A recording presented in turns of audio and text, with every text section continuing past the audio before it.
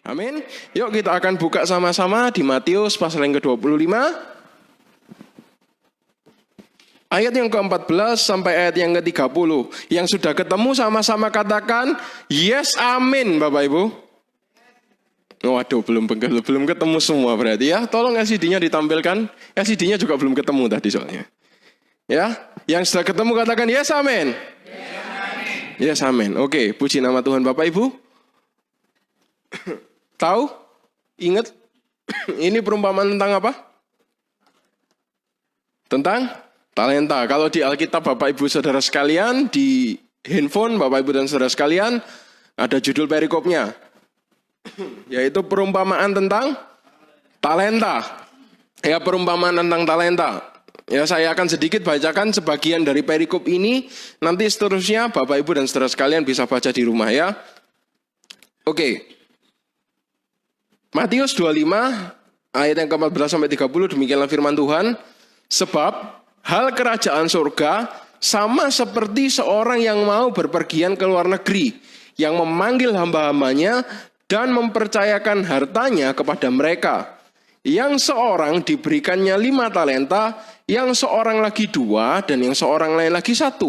Masing-masing menurut kesanggupannya lalu ia berangkat. Segera pergilah hamba yang menerima 5 talenta itu. Ia menjalankan uang itu lalu beroleh laba 5 talenta. Hamba yang menerima 2 talenta itu pun berbuat demikian juga dan berlaba 2 talenta. Tetapi hamba yang menerima 1 talenta itu pergi dan menggali lubang di dalam tanah, lalu menyembunyikan uang tuannya dan seterusnya. Ya, nanti Bapak Ibu bisa lanjutkan baca di rumah. Seperti yang kita tahu, ya mungkin bisa segera ditampilkan materinya. Oke, hari ini kita akan banyak belajar dari perumpamaan tentang talenta Bapak Ibu dan Saudara sekalian. Tadi yang sudah kita baca, ya, di dalam Matius 25 ayat 14 sampai 30, mungkin Bapak Ibu dan Saudara sekalian juga sudah pernah dengar tentang ini, bahwa Tuhan memberikan satu perumpamaan tentang bagaimana Tuhan itu memberikan talenta-talenta kepada setiap hidup kita. Yang tentunya setiap talenta itu bukanlah sesuatu yang percuma. Next, Vin. Oke. Ya, sesungguhnya Bapak Ibu dan Saudara sekalian, Tuhan itu sudah menyediakan segala sesuatu yang kita butuhkan di dalam kehidupan kita. Bukan hanya soal materi, bukan hanya soal uang, tapi juga berbagai sikap, karakter, mujizatnya, kedamai sejahteraannya, sukacitanya, kasihnya, firman-Nya, bahkan dirinya sendiri untuk setiap kita sampai kita ini mengalami penggenapan setiap rencana Tuhan yang ada di dalam setiap kehidupan kita. Amin. Jadi Bapak Ibu, seperti seorang tuan yang membagikan talenta, demikianlah Tuhan di dalam setiap hidup kita. Tuhan itu sudah memberikan talenta demi talenta. Talenta jangan cuma berbicara engkau bisa main musik, engkau bisa nyanyi, engkau pintar pelajaran, engkau pandai bisnis, tidak. Tapi banyak hal yang Tuhan itu sudah sediakan di dalam setiap kehidupan kita. Amin. Jadi talenta itu berbicara tentang apa yang Tuhan sudah berikan. Nah, hari ini melalui perumpamaan ini Bapak Ibu dan Saudara sekalian, Tuhan ingin kita belajar beberapa hal melalui perumpamaan ini. Siap Bapak Ibu? Amin. Siap untuk belajar? Mau belajar, mau dibentuk oleh Tuhan? Amin. Ya. Karena sesungguhnya Tuhan tidak pernah memaksa. Kalau setiap kita memberikan hati kita dengan hati yang lembut, dengan hati yang mudah dibentuk oleh Tuhan, maka saya percaya setiap kehidupan Bapak Ibu dan Saudara sekalian boleh dibawa untuk semakin berkenan di hadapan Tuhan. Ya, amin. Yuk kita lihat yang pertama. Apa yang bisa kita tahu? Apa yang harus kita ketahui dari perumpamaan tentang talenta? Next, berikutnya. Nah, yang pertama, di dalam perumpamaan talenta, sesungguhnya Tuhan itu mempunyai tujuan yang jelas. Ayatnya ada di Matius pasal yang 25 ayat 14 sampai 15. Saya akan bacakan. Sebab hal kerajaan surga sama seperti seorang yang mau berpergian ke luar negeri, yang memanggil hamba-hambanya dan mempercayakan hartanya kepada mereka. Yang seorang diberikannya 5 talenta, yang seorang lagi 2, dan yang seorang lain lagi berapa? 1. Masing-masing menurut kesanggupannya. Nah, Bapak, Ibu, dan saudara sekalian, sesungguhnya melalui ayat ini ada tujuan yang jelas yang Tuhan berikan di dalam setiap kita. Apa tujuan itu? Ketika Tuhan sudah memberikan talenta, yaitu apa yang sudah Tuhan sediakan di dalam setiap kehidupan kita. Baik itu firman-Nya, baik itu berkat-Nya, bahkan dirinya yang Dia berikan di atas kayu salib untuk menebus dosa kita. Yang Tuhan inginkan kehidupan kita itu menjadi produktif. Apa itu produktif, Bapak Ibu? Menghasilkan. Kalau dalam firman menghasilkan apa? Buah. Halo? Buah roh. Amin. Menghasilkan buah roh. Tidak hanya itu, di dalam kehidupan kita juga harus menghasilkan buah. Kalau Tuhan sudah kasih berkat lebih pada kita, maka kita harus apa, Bapak Ibu? Jadi berkat. Jadi berkat kepada orang-orang yang ada di sekitar kita. Ketika Tuhan melimpahkan berkat-Nya dalam kehidupan kita, berkat itu bukan cuma nganggur, Bapak Ibu. Lihat di dalam perumpamaan tentang talenta. Nah, kalau di terjemahan firman Allah yang hidup, talenta itu diberikan sebagai modal. Namanya modal itu didiamkan atau dijalankan, Bapak Ibu? Modal itu diapakan? Dijalankan. Jadi tujuannya sudah jelas. Ketika Tuhan kasih talenta, itu untuk dijalankan. Amin, Bapak Ibu. Amin. Nah, Tuhan itu sudah menetapkan porsinya buat kita masing-masing. Tuhan itu tahu karena Tuhan yang menciptakan kita. Amin. Tuhan itu tahu kita kurangnya di mana, lebihnya di mana. Sama Tuhan sudah ditoto, Bapak Ibu. Sudah dibageni satu-satu jatahe masing-masing. Nah, sekarang yang perlu kita lakukan itu adalah menjalankan modal yang sudah Tuhan berikan. Amin. Ketahuilah Bapak Ibu, setiap kehidupanmu itu sudah ditempatkan oleh Tuhan satu hal yang harus engkau jalankan. Tidak peduli berapapun jumlahnya. Saya percaya setiap kita yang ada di tempat ini minimal punya satu yang sudah Tuhan taruh di dalam kehidupan Bapak, Ibu, dan saudara sekalian. Malah saya percaya tidak hanya satu. Lebih bahkan. Apa saja contohnya? Kehidupan keluargamu yang harmonis. Walaupun mungkin engkau kerja kadang sik keliru kabeh, Bapak Ibu. Ngitung masih salah. Tapi kamu punya keluarga yang harmonis. Itu talenta, Bapak Ibu. Amin. Punya keluarga yang harmonis. Menawa kalau kita jalankan, tiba-tiba jadi motivator keluarga. Amin. Amin. Engkau nyanyi fales. Dadi singer audisi di gereja ketolak bolak-balik.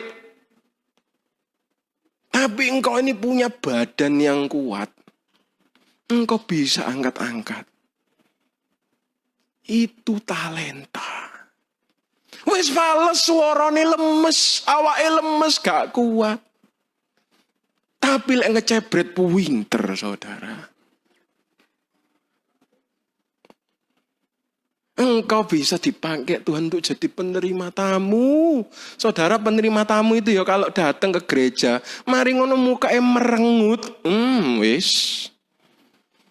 Orang jemaat mau masuk males, Bapak Ibu, betul? Yang tadinya mau ketemu Tuhan sukacita nonton, raine ketekuk kabeh.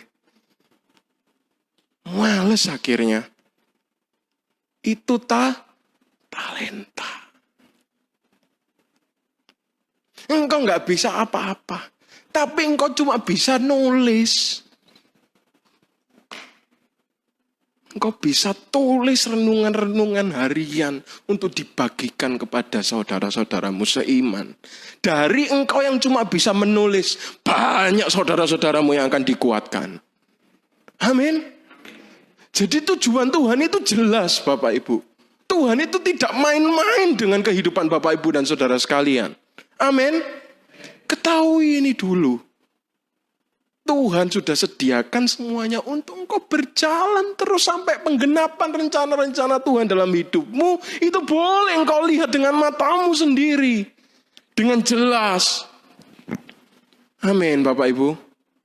Jadi ketahuilah, setiap pribadi yang ada di tempat ini, setiap pribadi yang percaya kepada Tuhan Yesus, engkau begitu berharga di mata Tuhan.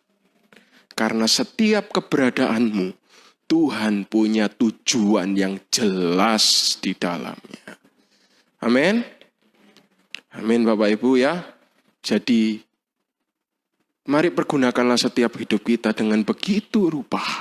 Karena sesungguhnya Tuhan sudah memberikan tujuan yang jelas di dalam kehidupan kita. Yang berikutnya, apa yang bisa kita ketahui dari perumpamaan tentang talenta adalah tujuan yang sederhana. Bapak Ibu dan saudara sekalian, percayakah Bapak Ibu dan saudara sekalian? Tahukah Bapak Ibu dan saudara sekalian bahwa Allah yang kita sembah, Tuhan Yesus Kristus, sesungguhnya adalah Allah yang sederhana. Dalam arti apa? Tidak mau ribet dan tidak mau ngeribeti setiap kita. Bapak, Ibu, dan saudara sekalian, dalam perumpamaan tentang talenta, di Matius pasal yang ke-25 ayat 16 sampai 30 nanti bisa dibaca di rumah. Tuhan itu simpel. Cuma terkadang kita ini loh sendiri yang bikin semuanya itu rumit. Nah kok bisa Tuhan tahu sederhana dari mana? Sekarang saya tanya Bapak Ibu. Kalau Bapak Ibu baca, kita lihat ya Matius pasal yang ke-25. Orang yang dikasih talenta menghasilkan berapa talenta Bapak Ibu? Halo? 5 menghasilkan berapa? 5. Jadinya 10. Orang yang dikasih 2 menghasilkan berapa? Jadinya berapa? 4. Sekarang saya coba kita lihat di ayat yang ke-21. Ya. Ketika orang yang dikasih 5 talenta ini bilang sama tuannya, Tuhan, aku sudah mengembangkan 5 talenta ini jadi 5 talenta. Apa yang dibilang tuannya? Maka tuannya itu kepadanya, baik sekali perbuatanmu itu, hai hambaku yang apa Bapak Ibu? Engkau telah setia dalam, aku akan memberikan kepadamu dan seterusnya. Lalu kita lihat di ayat yang ke-23. Setelah hamba yang 5 talenta ini memberikan hasilnya, ya, yaitu berupa 5 talenta kepada Tuan, sekarang gilirannya si hamba yang dikasih 2 talenta ini masuk. Tuan, aku sudah mengembangkan. Dari modalnya tadi berapa talenta? 2. Jadi tambah 2, jadinya berapa? 4. Apa yang dibilang oleh tuannya? Maka kata tuannya itu kepadanya, baik sekali perbuatanmu itu, hai hambaku yang apa Bapak Ibu? Baik dan setia, engkau telah setia memikul tanggung jawab dalam perkara yang kecil dan seterusnya. Sama gak Bapak Ibu? Saya tanya, kata-katanya ayat 21 sama 23 sama gak? Sama. Nah seringkali kita ini berpikir, oh iya rek, kalau aku punya 2, ya berarti aku kudu 4. Lah iso 10, lah iso 12, 15, 50. Itu baik Bapak Ibu. Tapi jangan sampai saking gopoe buat 50 talenta, buat 2 lali Bapak Ibu. Amin. Simple, sama. Seringkali manusia ini loh, kita sesama ini yang membanding-bandingkan. Oh iku lo pinter, ganteng. Gitu ya. Iso kerjane apik, berhasil. Apalagi di gereja pelayanan. Lah awakmu Pelayanan tok ngono isone. Kerja ya wis biasa-biasa. Pernah dengar gitu Bapak Ibu? Halo? Padahal gak ngerti lah, memang ngancane Tuhan pakai dadi pelayan ya Bapak Ibu. Lah dadi hamba Tuhan ya apa kabeh dikon bisnis Bapak Ibu ya buyar. Betul? Tapi apakah tidak berkenan di mata Tuhan? Kata-katanya sama. Plek, Bapak Ibu. Engkau itu hambaku yang baik dan setia. Siapa sih nggak ruwet Bapak Ibu? Wonge kita sendiri. Amin. Kalau engkau dipakai jadi hamba Tuhan, meskipun ya wis misalnya Tuhan cuma kasih talenta untuk jadi hamba Tuhan, ya sudah jadi hamba Tuhan. Tuhan gak mengharuskan engkau untuk harus nyawe-nyawe yang lain Bapak Ibu. Karena kembali ke tadi apa? Tuhan memberikan talenta menurut kesanggupannya. Amin. Sudah disediakan porsinya masing-masing. Engkau ingin sukses boleh. Tapi Tuhan sudah tentukan setiap jalanmu. Amin. Kalau engkau dipakai sebagai businessman, ya sudah. Kayak gitu. Boleh engkau jadi pelayan, boleh. Tapi nggak usah banding-bandingkan dengan orang lain. Kalau banding-bandingkan dengan orang lain, nggak akan jalan Bapak Ibu. Jadinya apa? Stres, mari stres, gendeng masuk rumah sakit jiwa, talentanya nggak sido berkembang, betul? Amin. Nanti di rumah sakit jiwa nyanyi walang keke Bapak Ibu. Iya benar ya. Gak jadi berkembang. Kenapa? Kita sendiri yang bikin ribet. Wong Tuhan lo lihat. Dari yang 5 hasil 5 sama 2 hasil 2. Ngomongnya apa sama engkau itu hambaku yang baik dan setia. Jadi yang penting apa Bapak Ibu? Apa yang membuat Tuhan bahagia? Yaitu saat kita taat dan setia kepada Tuhan. Amin. Amin. Kalau memang kau diciptakan Tuhan cuma bisa hasilkan 2. Tapi engkau sungguh-sungguh dan kau bisa hasilkan 2. Maka engkau adalah hamba yang baik dan setia. Amin. Amin. Karena setiap kita punya porsinya masing-masing. Kita boleh ingin sukses. Tapi Tuhan sudah tentukan takarannya di dalam setiap hidup kita. Dan oleh karena itu, bersyukurlah di hadapan Tuhan. Amin.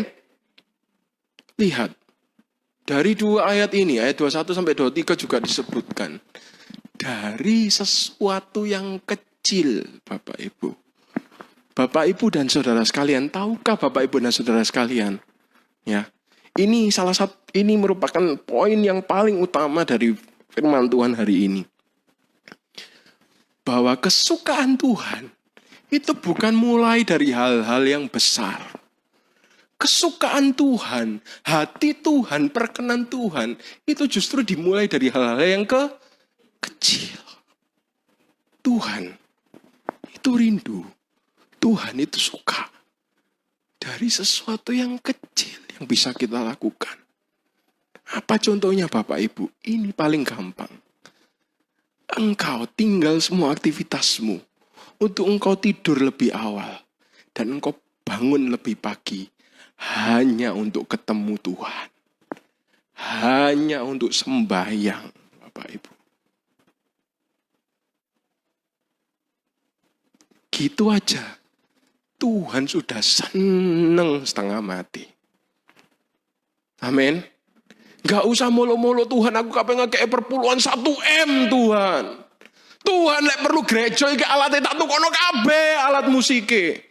Gak perlu, engkau cuma perlu bangun pagi, sediakan waktu buat Tuhan. Itu loh Tuhan sudah seneng Bapak Ibu. Tuhan sudah seneng. Dari hal apa? Bangun pagi kecil apa besar? Cilik, simpel Bapak Ibu.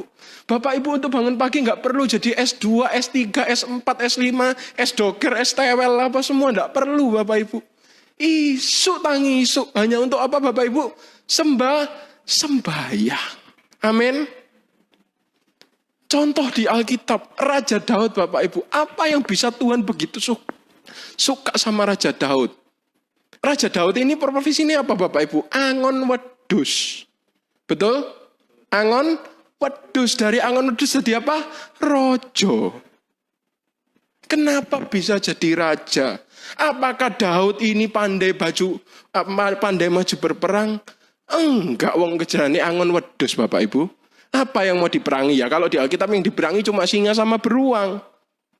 Itu pun pakai tongkat, pakai ketapel. Waktu Daud maju ke medan perang dipakai Saul, baju zirahnya gak iso melaku, Bapak Ibu. Badannya kecilian, gak bisa. Tapi dari hal yang kecil, ketika Daud menggembalakan domba, dia selalu main kecapi. Ngapain Bapak Ibu? Bukan dangdutan. Bukan. Tapi menyembah Tuhan. Dari hal apa? Besar atau kecil Bapak Ibu? Kecil. Amin. Dari hal yang kecil, suka nyembah Tuhan.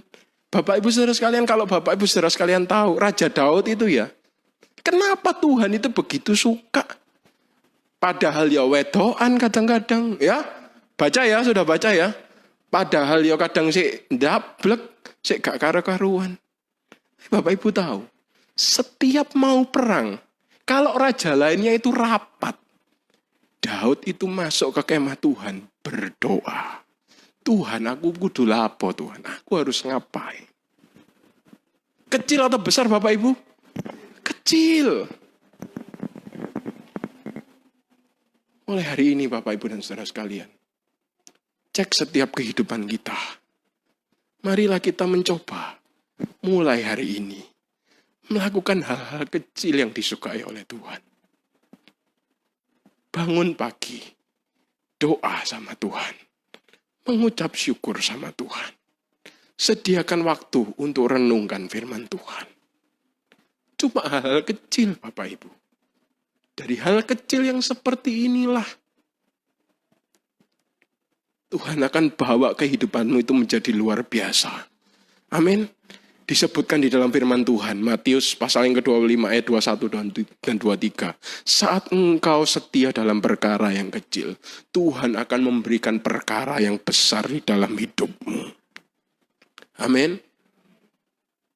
Bapak, Ibu, dan saudara sekalian, sesungguhnya mencintai Tuhan itu hal yang mudah. Amin. Mudah kenapa? Wong kita ini loh sudah dikasihi nyawanya Tuhan. Kita ini loh sudah diselamatkan. Seharusnya saat sesuatu yang mudah. Namun karena kita ini masih hidup dalam daging, jadi ini kroso angel. Kroso apa Bapak Ibu? Angel. Padahal aslinya itu apa? Mudah. Bapak, Ibu, dan saudara sekalian, kalau kita melakukan hal-hal yang kecil itu tadi hanya karena cinta, setiap engkau akan menemukan seberapa berat yang akan kau hadapi, engkau akan merasa mudah. Karena engkau cinta. Basio tangi susuk ngantuk abot moto iki abot Bapak Ibu koyo lek iso diganjel ambek tusuk gigi. Tapi kalau engkau cinta akan jadi enteng. Amin. Karena cinta. Amin Bapak Ibu. Sekarang saya tanya Bapak Ibu maunya gampang atau angel sih Bapak Ibu? Hah? Gampang. Sesungguhnya cinta Tuhan itu gampang. Kalau kita ini mau datang sama Tuhan. Kita hidup berkenan sama Tuhan itu aslinya gampang. Kalau kita cinta lek gak cinta ya wabot Bapak Ibu. Abot sungguhan abot. Amin. Amin. Amin. Dan saya percaya semua yang ada di sini bisa. Tinggal milih aja. Amin. Lihat Bapak Ibu, tokoh-tokoh Alkitab disiksa masuk lubang singa, harus disalibkan seperti Tuhan Yesus. Mengalami hal-hal itu kok tambah ya ngomongnya, Tuhan ampunilah apa yang mereka perbuat. Kok ya gak tambah wancane wong iku Tuhan. Kenapa bisa terlontar kata-kata pengampunan? Kenapa bisa terlontar kata-kata pengucapan syukur bahkan saat mengalami sesuatu yang tidak mengenakan? Karena mereka cinta Tuhan. Amin. Dengan cinta kepada Tuhan, sembarang itu jadi lebih enteng, Bapak Ibu. Enteng sungguhan doa. Siapa yang di sini setiap hari doa? Angkat tangannya. Siapa yang di sini kalau doa tiba-tiba merasakan jamahan Tuhan? Tiba-tiba merasakan hati ini ayem. Tiba-tiba nangis sendiri, bukan nangis karena utang ya Bapak Ibu. Tiba-tiba merasakan jamahan Tuhan, ada? Pernah semuanya? Enak gak Bapak Ibu? Biasanya kalau sudah kayak gitu, 2 jam moro gak kroso. Betul? Tapi lek gak ada hadirat Tuhan, 15 menit itu Tuhan. Gak mari-mari. Aduh gak mari-mari. Betul? Kenapa? Karena cinta. Amin. Karena cinta. Karena ada hadirat Tuhan. Amin Bapak Ibu. Saat ada hadirat Tuhan di dalam setiap kehidupan kita, maka apa kalau Bunda sudah bilang berjuang. Loh itu benar saudara, memang harus berjuang. Kari ngerasa nih, enteng apa enggak, betul? Kalau mau enteng, cinta sama Tuhan. Amin. Saya berdoa di dalam nama Tuhan Yesus. Bapak, Ibu, dan saudara sekalian, boleh Tuhan beri hati yang mencintai Tuhan, menjadi pelaku-pelaku firman yang taat dan setia di hadapan Tuhan. Amin. Bareng-bareng ya Bapak Ibu, tidak dewean Bapak Ibu. Saya yang di depan, coba ditoleh kanan kirinya. Monggo silakan dilihat. Semuanya berjuang bareng. Amin. Oke, poin yang terakhir. Hilang dari tujuan. Matius 25 ayat 24 sampai 30. Nah ini Bapak Ibu, tiba-tiba setelah hamba dengan 5 talenta dan 2 talenta ada 1. Ini saya nggak ngerti. Iki mikir opo wong iki ya. Hamba 1 talenta iki mikir opo Bapak Ibu. Yang 5 sama 2 loh jalan dikasih modal iki jalan sing 1. Dikei siji 1 Bapak Ibu. Lah kok tambah dipendem. Betul? Dipendem Bapak Ibu, hamba dengan 1 talenta ini melenceng dari tugasnya. Apa yang dilakukan? Dipendem. Ngomongnya apa Bapak Ibu sama Tuhan ini? Tuhan, aku itu tahu kalau Tuhan itu Tuhan yang jahat. Katanya, Tuhan itu jahat. Tuhan lo menuai di mana Tuhan tidak menabur. Tuhan itu senangannya ngambil yang bukan punya Tuhan. Betul? Lah lali Bapak Ibu. Ambek dhek ya apa gak ndelok koncone ta? Bener? Yang duluan tadi yang dipanggil berapa talenta? Terus 5 sama 2-nya itu dipek Tuhannya apa dikasih lagi ke hambane? Dikasih lagi. Mbok gak ngerti mikir apa Bapak Ibu. Saya lihat orang satu ini juga pusing, apalagi tuannya gitu ya. Yo, porek konco-koncone mlaku gitu ya. Sing siji, wah gak ngerti mikir apa Bapak Ibu. Nah ini loh, hati-hati. Kadang kita ini juga bisa seperti ini. Gak ngerti apa yang kita pikirkan, bo mikir apa moro-moro ya wis Tuhan. Ala baba wis talenta. Wis ancane uripku koyo ngene babah. Loh padahal loh Bapak Ibu, tadi seperti yang saya bilang di awal. Tuhan sudah sediakan porsinya, semua sudah ada jatahnya. Semuanya itu bisa menjalankan talenta.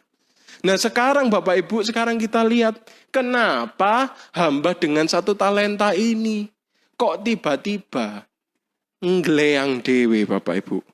Keliru dewe, gak koyok kanca-kancane. Kenapa? Yang pertama, kenapa bisa berbuat demikian? Karena orangnya egois. Kalau nanti Bapak Ibu baca dia bilang loh, Tuhan loh, jopok gopekku. Tuhan loh jahat. Menuai di mana engkau tidak menabur loh. Egois Bapak Ibu. Terlalu cinta sama dirinya sendiri. Egois. Akhirnya jadi apa? Males. Inilah kehidupan orang-orang yang tidak pernah mencintai Tuhan. Akhirnya apa? Males. Ya wegah Bapak Ibu. Kan tadi sudah saya bilang. Kalau enggak cinta pasti abot. Betul? Abot. Berat. egois. Selalu yang dipikirkan hanya keenakan dirinya sendiri. Wis pokoknya aku enak, aku iso leleye, wis uripku tenang. Lali kalau ada modal yang harus dijalankan. Gak dijalankan tambah dipendem Bapak Ibu. Ya buyar. Gak situ. Amin Bapak Ibu. Egois. Karepku dewe. Zona nyamanku dewe. Makanya kenapa dia tidak bisa mengembangkan talenta. Bukan karena talentanya kurang. Talenta satu aja sudah cukup Bapak Ibu. Boyo menowo satu, mana satu jadi berapa? Omongannya apa nanti kira-kira Tuhannya? Hambaku yang mbasio hasilnya mek siji Bapak Ibu. Tapi apa? Melaku. Jalan. Amin. Jalan, muter. Yang kedua kenapa? Karena hamba ini tidak kenal Tuhan ini loh Bapak Ibu. Pentingnya mengenal Tuhan. Kalau hamba yang satu talenta ini kenapa kok jadi males kan apa nggak mau ngembang no ini? Karena nggak kenal Tuhan nih. Dia itu ngerti ini Tuhan itu jahat. Tuhan itu tidak pernah Tuhan itu selalu merampas. Loh padahal Bapak Ibu konco-koncone yang 5 sama yang 2. Nggarap sampai 10 sampai jadi 4. Semuanya apa? Dikasih. Salah kenal gak kenal sama Tuhannya Bapak Ibu. Seringkali kita juga gitu loh. Tapi saya percaya semakin hari kita akan semakin dibawa untuk mengenal Tuhan. Amin. Biasanya orang yang gak kenal Tuhan, seringannya ini ngomong gini. Tuhan itu jahat. Wis jahat, wis pokoknya jahat. Tuh, uripku iki wis mbokku koyok ngene. Anakku koyok ngene. Kerjaanku yo kembang kempis kok ngene. Aduh Tuhan. Biasanya seperti itu ya. Aduh Tuhan uripku iki. Biasanya paling susah di dunia. Merasa Tuhan itu sangat jahat. Lali Bapak Ibu, wong di Alkitab sudah ditulis. Kalau engkau butuh apapun, Tuhan yang akan mencukupi segala keperluanmu menurut kekayaan dan kemuliaannya. Gak sembayang tambah ngomel, ya tambah melarat. Tambah entek kabeh Bapak Ibu, ya wis. Ajur wis uripe. Siapa yang menghancurkan Tuhan? Bukan dirinya sendiri. Amin. Tahu Bapak Ibu tidak kenal Tuhannya? Karena nggak mau kenal Tuhan, nggak mau doa, nggak mau baca Alkitab, nggak mau kenal Tuhan lebih lagi. Ngerti ini apa? Ono masalah titik ngomong Tuhan itu jahat. Lah lali lah saya ngekei nafas hidup siapa? Yang menebus dosanya itu siapa? Apa tuh? Tuhan. Amin. Amin. Lupa. Lelek perjalanan pulang pergi kerja. Iso tutuk oma selamat awak wotuh itu kalau nggak Tuhan siapa Bapak Ibu? Apalagi zaman sekarang sepeda motor wangel tuturane. Mobil truk sama saja, ngawur semua. Lah kok kita ini bisa sampai di rumah dengan selamat loh, siapa kalau nggak Tuhan Bapak Ibu? Amin. Amin. Lupa, kenapa gak kenal sama Tuhan nih? Bapak Ibu saudara sekalian, hari ini coba tanya ke hatinya masing-masing. Aku iki wis kenal sampe Tuhan. Aku wis ngerti ta Tuhan niku ya apa. Amin Bapak Ibu. Yang terakhir yang ketiga, karena fokus kita salah. Kalau kita cuma lihatnya berbagai sakit demi sakit yang kita alami, kita cuma fokus di situ. Kita tidak akan pernah bisa melihat kebaikan Tuhan. Tapi kalau kita sedang mengalami sakit penyakit, engkau sedang mengalami kesusahan, engkau pilih untuk mundur dan duduk berdoa di bawah kaki Tuhan. Engkau akan melihat bahwa kebaikan yang sudah Tuhan berikan dalam hidupmu itu begitu luar biasa. Amin. Amin. Kata-kata yang terakhir dalam firman ini. Fokus yang salah membuat kita buta akan anugerah. Amin Bapak Ibu. Kalau saya sekarang contoh fokus yang salah, saya sekarang nggak lihat Bapak Ibu dan saudara sekalian. Tapi saya cuma lihat sana saja Bapak Ibu. Saya nggak tahu di belakang sana ada Bapak Wendy yang lagi moto firman Tuhan. Nggak apa-apa Pak Wendy, silakan difoto. Saya nggak ketok. Kenapa nggak ketok? Salah fokus. Betul? Padahal matanya ini normal Bapak Ibu. Gak men, gak silinder, gak apa. Tapi gara-gara salah fokus. Gak ketok Bapak Ibu. Betul? Betul? Pernah naik sepeda motor? Pernah nyetir sepeda motor? Kalau kita fokus di depan, maka kita gak akan bisa lihat yang makanya itu dikasih apa? Spion.